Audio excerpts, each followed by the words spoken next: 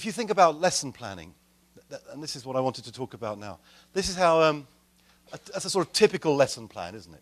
You know, you've got the textbook, so you do the 5 exercises from the textbook, a quick workbook activity, you know, by which time the students are sort of, you know, dying, you know, with boredom, completely bored. And then you asphyxiate the students completely with a grammar exercise. And so they're almost totally brain dead. And then you say, I have a song, I have a song, I have a song. Love me, I have a song, I have a song. And so what we do is we sort of, you know, strangle the students with boredom. We asphyxiate their oxygen with the workbook. We pull out their bowels with a grammar exercise, and then we resuscitate them. What I suggest you do is you do this.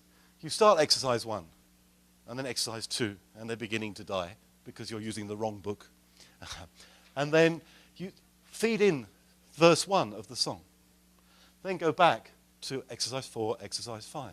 Begin the workbook. It's boring. Let's do the chorus of the song. Go back and finish the workbook.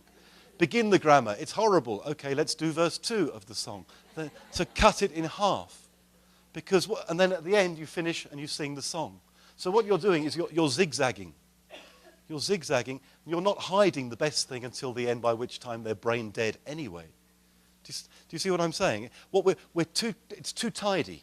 What we're doing with teaching, teaching is too tidy. It's not really anywhere near learning. It's very linear.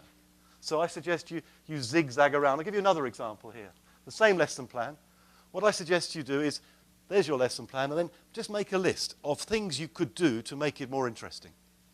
So whenever they get bored, I can ask them to change partners, they can change positions, they can stand up in the middle of an exercise.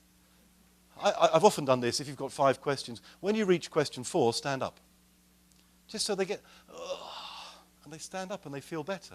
And they can see their progress rather than sit down until the end of the exercise. You can put so many little changes into exercises to help them through the less interesting parts of teaching. So what I suggest teachers do, that's your plan, and then plan a series of activities to make it more human.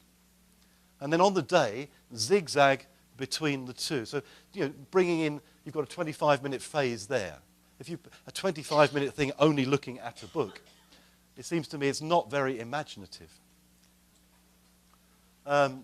Teaching and learning. This is the most serious part of the talk.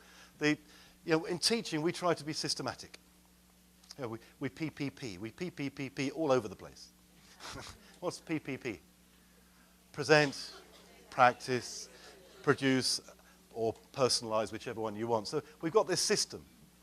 So that's our systematic thing. We're linear, present tense, past tense, future tense, present perfect continuous, etc., etc., etc. So we're additive, 10 words. We'll talk about clothes. We'll do some phrasal verbs. We keep putting things in, little by little by little. That's what teaching is. Now, if you look across the other side and you compare with learning, learning is a disaster. So what I'm suggesting is I do think we have to try and make teaching a little messier. The plans I was showing you just now, this sort of plan, it's too tidy, it's too neat. You need to do this. You need to make it human. You need to bring in what's going on. You need to go back and sideways and across and down and round, not always in a straight line.